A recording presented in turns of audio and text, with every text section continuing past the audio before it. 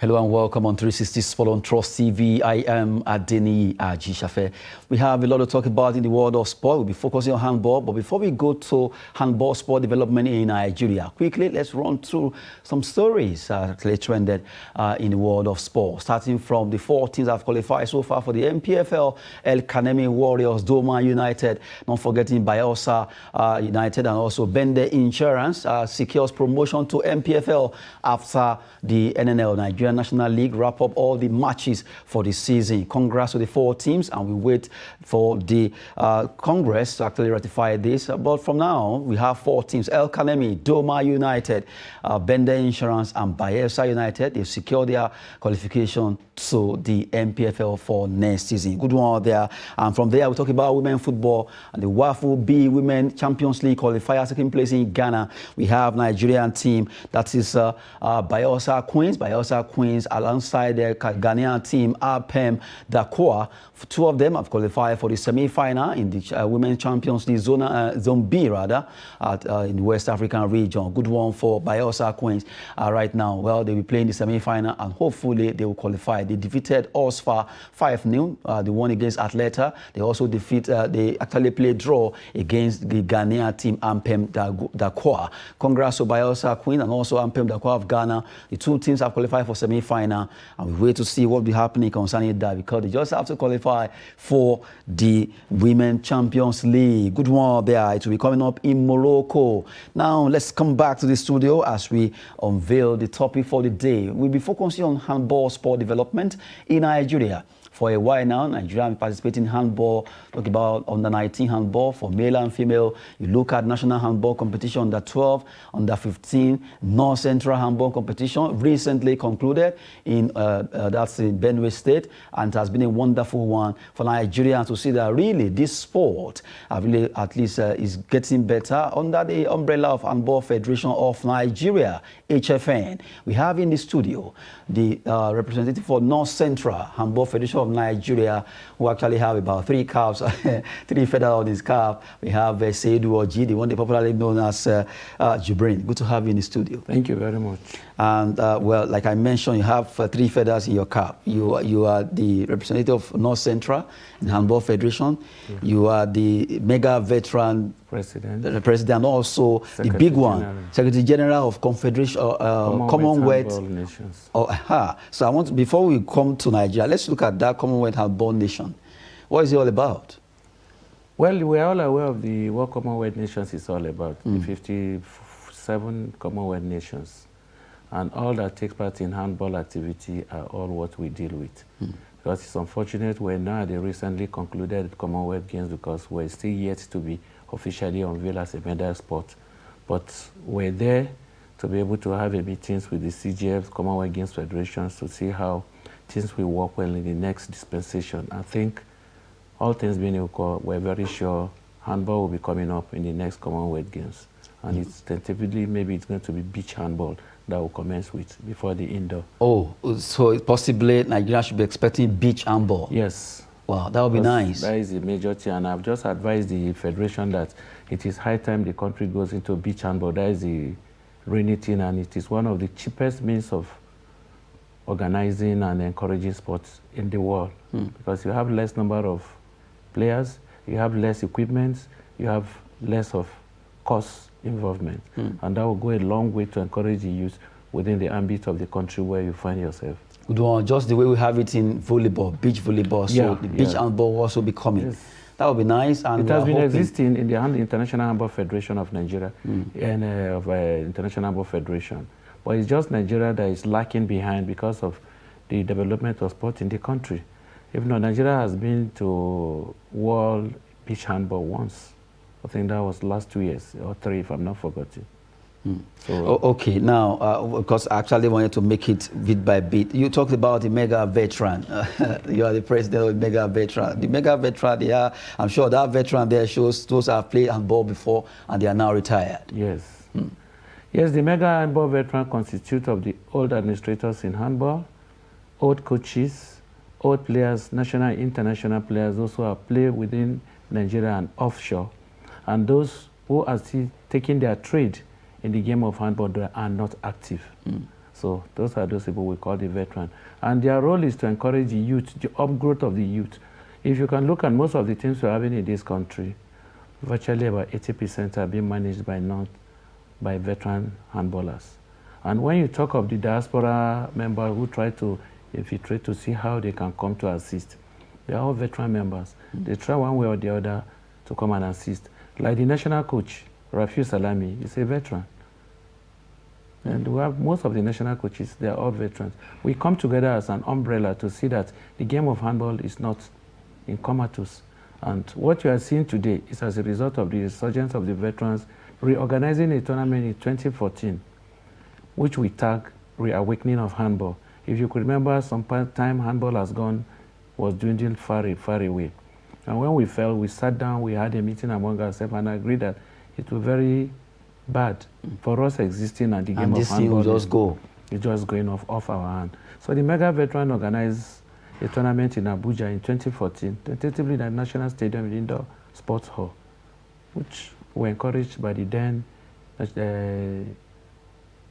the Secretary of, I think, Elegbele, tentatively. He was the one that ensured that we're given the facilities to use to encourage the game, while others were struggling to ensure that that game never held as at then.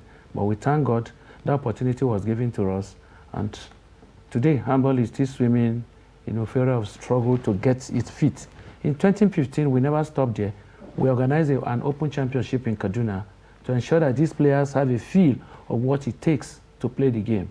And right from there, that was when the game started picking up, 2015, 2016, before the emergence of Sam Ocheho, who happens to be the president. And then we're all leaning up and supporting him to see that handball gets to his feet. Today, I think we should be proud that handball is gradually picking up to the way we want. And very soon, if all things being equal the way we are going, I think the game of handball will be one of the second spots next to football as we are struggling. But we know in the past, handball and football were all struggling because handball was the first game in this country that introduced each category tournament, and football picked it from there. Today, football are better off than handball because they have finances, they have the well-to-do, and they have sponsors who support them. But the problem we have in handball today is as a result of non-sponsorship. The only sponsorship we have in handball is the Prudent Energy, and the Prudent Energy is strictly tied to a league. That is the Prudent League, which is a professional league in handball. But do we call it a professional or we call it a league? Because when you say professionalization, clubs are supposed to employ players. Clubs are supposed to sign on players. We've not started that category. So to me, I still call it, we're just engaging in a league. Because if as a player, my team cannot buy a player and then have a normal transfer procedure that is obtainable in all team sport, then we're still struggling to be there. So, and it's what we're still doing. Thank God to what just recently happened in Makurdi is an added advantage to the game. And another one is going on in Sokoto now. So you see, gradually we're trying to see how we can open up to see that handball is one of the best sports and one of the recognized and interesting game that people are eager to watch because it has been in existence. Good one. You've been explaining much concerning this. Now, let's come back to, even though handball actually have been struggling, but I think it's getting better, far, far better than we used to know when it almost went into oblivion. But now, just recently, the North Central Handball competition took place in Makurdi.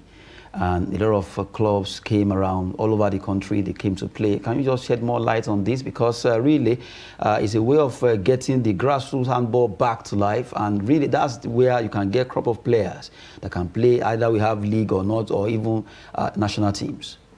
Thank you very much. I think North Central, I would say the one that just ended in Makurdi last week, Friday, started in Abuja here. The first edition, second edition was staged in Abuja here. The Makurdi was the third edition. This competition started from a foundation, Saidu Ojih Foundation, in partnership with the Mega Veteran. And after my election as a representative of the North Central Rep in the Board of Handball Federation of Nigeria, it became a responsibility on the foundation to ensure that this game goes around within the 7 states within the North zone. Central. North Central. And we felt that the best place to first of all take it was to go to Makurdi, which is the closest and central state, closer to other states because of the security situation we're envisaging in this country. And when we took up that intention, we wrote the people of Benue State. The director was so enthusiastic because he happens to be my campaign director at the time. We were seeking position. Thank you. Even when all odds were against me, he stood by me. And it's like a thank you tournament in Benue. So we went there, and fortunately for us, the Benue State government were so happy, you know, with the security situation in Benue. It's an added advantage for them. To deem it fit to bring such an event to the state. The people of Benue will be happy to relax themselves so that they go out, they watch and see things. That tension of terrorizing will go down off them a bit. And it goes a long way to bring that. And nonetheless, the youth restiveness, you can see youth coming out to see that, so something like this is happening in our state. And we are here. Their mates are the one playing this game. We too will struggle to be part of this. And by the time you did that, you have been able to remove some youth restiveness within our society. Let me tell you, within the short time we play this tournament, we are able to get over 100 and something talents and over 100 and something people who are willing to play the game of handball in Benue. And the North Central is nothing other than to encourage the teams in North Central, preparing them to the Prudent League Phase 2, which is supposed to come up in Lagos by October, and then preparing our Division 1 team, preparing to go to Edo by November 2. You see, this gives a long, ample opportunity for them to test run the training the coaches has put them through. And secondly, that will give us an opportunity as a North Central handball team who happens to be the home of handball in Nigeria. Because today, if you look for 5-6 teams in this country, the best 5-6 teams in this country, you get them from the North Central. And the North Central is the leadership of handball in Nigeria. Talk of even the Sokoto Under-12 going on, count the teams there. North Central must definitely be there. There's no way any tournament being organized in this country that you don't have in North Central. So we're trying to solidify our position as the handball leading zone in this country. And as a result of that, I insisted as a zonal rep, ensure that we sustain that opportunity and ensure that we withhold it and ensure that we encourage the youth within the zone to play handball. And Handball Federation of Nigeria will be the benefactor of it because at the end of the day, they have the opportunity of getting this raw talent that can be injected into the senior national team and the junior national team. And by so doing, you have less work to do at the national level when you have this local productivity, local developmental activity going on in the zones, then you have less to talk. And by the time other zones have to emulate what North Central is doing, I'll bet you handball will be a game that will be played even on the streets in this country. Good one there. We've been talking with Saidu Ojih, or that you want to call Jibril. Well, popularly know that with that name. He has been explaining the development of handball sports in Nigeria, particularly in the North Central. Recently in Makurdi, the North Central competition was actually organized, and it took a lot of talent to be discovered. 100, even more than were discovered to be a good player when it comes to handball. And right now, very soon, handball will actually go into the street. And he earlier mentioned that Nigeria should be expecting beach handball soonest, and that will be coming up too. Well, good one there from Saidu Ojih. Now, while we're talking about grassroots sport development in Nigeria, handball is our focus today. Now, as you mentioned, in Sokoto, National Under-12 is taking place. And you look at the age grade, like you mentioned earlier, that age grade, handball started the age grade competition. Yes. Well, it's always very painful because when you see this under 12, under 15, under 19, and after all that, you won't hear much about these players anymore. But right now, it seems with all this competition coming up here and there, there's every opportunity for them to be known and also for them to have a platform where they can be able to compete. Yeah. Now, you being a zonal representative from the North Central, North Central is really now a powerhouse when it comes to handball. What are you doing to see how handball in the North Central can actually become a very powerful sport force that can take a lot of youth off the street? Thank you very much. I think I will start from the hindrance first. You see, our major hindrance is sponsorship. And it's very, very unfortunate that the mother body of sport in this country is not making things easy for all sports in this country. I must confess, because I was one of the earliest under 12 players in this country, under the tutelage of the retired General Shola Williams, who I happened to take over from at the Commonwealth Handball Association. It's so unfortunate that we are not begging you to fund us. Please just promulgate a law in this country encouraging multinationals to please sponsor sports. If you give us that leverage, I bet you this insurgency, this terrorism we are seeing, kidnapping we are seeing, it will be a thing of the past in this country. Give us the opportunity. Let me approach Julius Berger. Let me approach Dangote and Co. Let me approach some of these banks and see whether they can refuse us. But there's no law backing it. In the European settings, there's no team that goes for a sponsor that any multinational will deny them. The government hardly sponsors teams in Europe and America. You go all out to source for it yourself. Parents come out to even support sport. Yeah, I was in Sweden in 2013, 2014. I took Sokoto State under 12, under 15, under 18. Then I was their vice chairman. And you can see how parents bring their children. They sponsor teams in Italy. They call that Sweden Partille of Handball. That is the home of handball, the mecca of handball. Because you see all age categories all over the world. Coming there. They are there, they are assembled there. There's no category you don't have. You have under 10, under 12, under 11, under 14, under 15, up to under 21. You have them there. No country in this world that you not meet there in handball. If you talk of the universal handball, it's been played in Sweden and Denmark. From Sweden, you now go to Denmark to Dronilord in Denmark. From Dronilord, you go to Teramo in Italy. From Italy, you go to Germany. From Germany, you go to Spain. All these are youth-organized tournaments within the world. Nigeria normally attend, but these days we don't. What is the problem? Because sponsorship is our problem. Today, air ticket is worth about 2 million for you to pay for an individual. Can you sample a team taken outside? So that is the problem we have from the mother sport in this country. The Ministry of Youth and Sport are not helping the sports. They are not encouraging sport development in this country. If really the grassroots development sport is supposed to come up, then the ministry must promulgate a law and send it to the National Assembly, seeking the ratification and ensure that this thing is being done. And by the time it is gotten, even you yourself as sports writer, you'll be very happy to see so many news to present. And Nigeria will compete along the world. We don't have all this. How do we do? We use our personal sweat, begging colleagues, begging friends to support us to be able to encourage our youth. Even the Makodi tournament was one of it. We have to go. Somebody will give you 100,000. This one will give 50,000. This one will give you 500,000. Because you are not doing it for yourself. You are a beggar to ensure that our youth are useful to us. And that is the problem we have in the North Central. If you go to an organization today, the first thing they'll look at is their profit margin. Are we getting anything from this sport? Because they don't have that government patronage. The moment they have government patronage, we are very sure that sports will be one of the best things. You call the Ministry of Youth and Sport. Are the youth really getting the best of it? They are not getting any out of it. The government is just sinking money where no returns. It's unfortunate that people sink money, they don't know where the returns comes up. As today, if not for FIFA, football would have been dead in Nigeria. Basketball is existing today because of FIBA, the Nigerian players in US. Not because of Ministry of Youth and Sport. I want to bet you the handball, the Nigerian senior handball team was in Cairo, Nations Cup recently. We had to struggle to look for money to airlift these players to Cairo. I'm telling you this. Team. Yeah, that is a national team. They were nowhere kitted.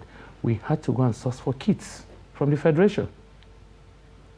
So now, coming back to the North Central question you asked me.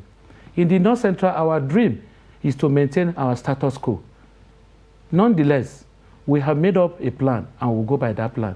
They say it's not good to unveil your plan to your enemy, but let him see the result of your planning. So we have so many plans for the youth. And the only way we encourage the youth is getting them into the game, providing them the necessary facilities, which is just canvas shoes and vest. If you get them a jersey and short knicker and canvas shoes, you've encouraged the youth. And if you start doing that, and we have organizations that we go to, we'll have to punish ourselves as we live to ensure that this youth gets it. And by the time we get 1 or 2 sponsors within the state, very soon you see us. We hope to organize another tournament between Plateau, Niger, and FCT. And that is going to be strictly on youth game. Then possibly or thereabout, we think of maybe Super 4 or Best 6, that is the 6th geopolitical zone in the country. We try to organize it in the North Central to ensure that the game of handball never ceases to operate in the North Central, so that constant playing encourages good development and encourages talents. And by the time you have these talents, you are very sure that scouts will start coming in to get good players to use across the board. Now, from this very, very deep explanation you made, I know the CSR, corporate social responsibility. Most at times, I remember a particular state, they wanted to do sports law there about where the state government was to tell any company or any organization operating in that state to make sure the 2% or thereabout must be given back to sport development in that state. How I wish that can be done in Nigeria. And that's we have enough. And that's why we are pleading for the ministry. If you make this submission to the member of the nation, they have Senate Committee on Sport, they have House Committee Chairman on Sport. Call these people, present this document before them. They will be happy to present it before and lay it on the floor of the National Assembly. And maybe people like you who are the SWAN members will not allow it to be lied under the fellow. It will be followed up. And that is why I told your colleagues that no media, sport is dead. It is the media that encourages sport. You cry out and we are there. When Nigeria, this lady went to Commonwealth Games or to this athletic meet, who heard of her? We got to know about her through the media. Yes. And that's why I keep telling people that the moment the sport never works along with the media, you are just wasting your time and energy. And the little resources you bring out in sport and you involve the media, consider yourself a successful man. The competition in Makurdi became successful because of the media coverage. And we are very, very happy.